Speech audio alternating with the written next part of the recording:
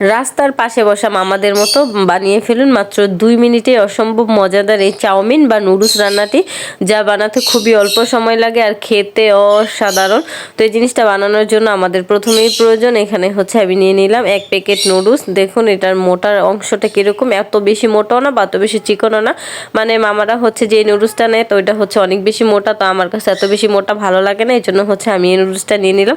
আর এই তো দেখুন আমি হচ্ছে যে ঝুড়িতে করে আপনার নুডলসটা নিয়ে এসে রেখেছিলাম, ওইখানে হচ্ছে আপনার আমার চুলার পাশে রাখার কারণে আমার ঝুড়িটা হচ্ছে আপনার কি বলে একটু ফোটা হয়ে গেছে। তো যাই হোক, তো এইখানে হচ্ছে আমি একটি হাঁড়িতে গরম পানি করে নিলাম, এরপর হচ্ছে দিয়ে দিলাম সেই নুডলসগুলো। তো আমার কাছে হচ্ছে আপনার আস্তে আস্তে বা লম্বা লম্বা নুডলস খেতে ভালো লাগে না, এই জন্য আমি হচ্ছে একটু ভেঙে ভেঙে দিলাম। এরপর হচ্ছে আপনার 2 মিনিট রান্না করে সাথে সাথেই হচ্ছে ঠান্ডা পানিতে ভিজিয়ে দিব, মানে ওইটার হচ্ছে সিদ্ধ করা যে প্রসেসটা সেটা হচ্ছে বন্ধ করে দিব ঠান্ডা পানিতে ভিজালেই।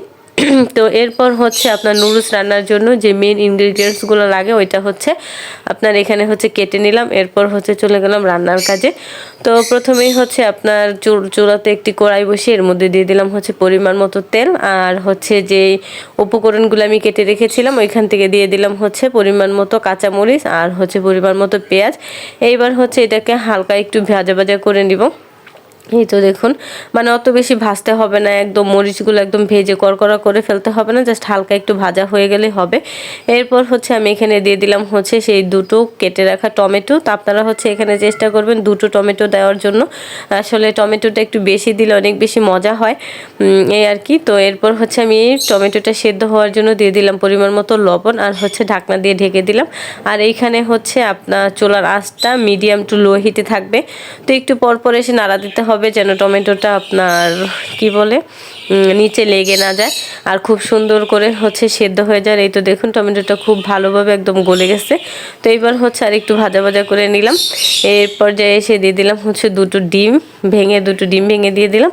তো ডিমের মধ্যে হচ্ছে যেন লবণ হয়, এই জন্য হচ্ছে উপর দিয়ে অল্প একটু লবণ দিয়ে দিলাম। আর এই তো দেখুন 2টা ডিম একসাথে পড়ছে, তাই হচ্ছে আমি আবার 2টো ডিম 2 পাশে দিয়ে এবার হচ্ছে ঢেকে দিলাম যেন ডিমটা একটু সেদ্ধ হয়ে যায়।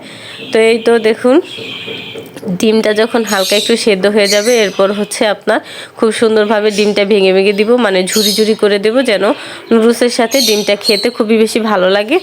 আর কি বলে আপনার নুডলসের সাথে যখন ঝুরি ঝুরি ডিমটা দেওয়া হয় তাতে এতে বেশি মানে নুডলসটা অনেক বেশি মজা হয়। তো এরপর যে এসে আমি দিয়ে দিলাম এখানে একটা নুডলসের মশলা, এরপর হচ্ছে আপনার সেই সেদ্ধ করে রাখা নুডলসগুলো এবার হচ্ছে এটাকে খুব ভালো করে আপনার সুন্দর করে মিশিয়ে নিব। তো আমার এই পর্যায়ে এসে আমার কাছে মনে হচ্ছিল যে নুডলসের মশলা একটু কম হয়েছে, মানে একটু সাদা সাদা দেখাচ্ছে, এই জন্য হচ্ছে আমি আরেকটা মশলা দিয়ে নিলাম। তো আপনারা হচ্ছে এটা স্কিপ করতে পারেন, চাইলে দিতে পারেন, এটা আপনাদের কাছে অপশনাল। তো মামারা হচ্ছে এখানে আপনার টেস্টিং সল্ট ইউজ করে, তো আমরা তো হচ্ছে টেস্টিং সল্ট ইউজ করিনি, এই জন্য হচ্ছে আমি আরেকটা মশলা বাড়িয়ে দিলাম এই আর কি। তো এবার হচ্ছে শেষে হচ্ছে ধনিয়া পাতা দিয়ে খুব গরম গরম নামিয়ে ফেলুন অসম্ভব মজাদার এই চাউমিন রান্নাটি। আর রান্নাটি কেমন হয়েছে সেটা অবশ্যই আপনারা কমেন্ট করে জানাবেন। এই তো আপনাদেরকে পরিবেশন করে দেখাচ্ছি।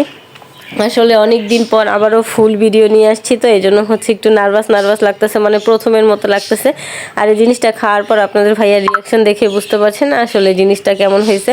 তো সবাই ভালো থাকবেন, সুস্থ থাকবেন। অনেক দিন পর হচ্ছে ভয়েস ওভার দিতেছি, যদি একটু এদিক সেদিক হয় ক্ষমা সুলভ দৃষ্টিতে দেখবেন। আল্লাহ হাফেজ।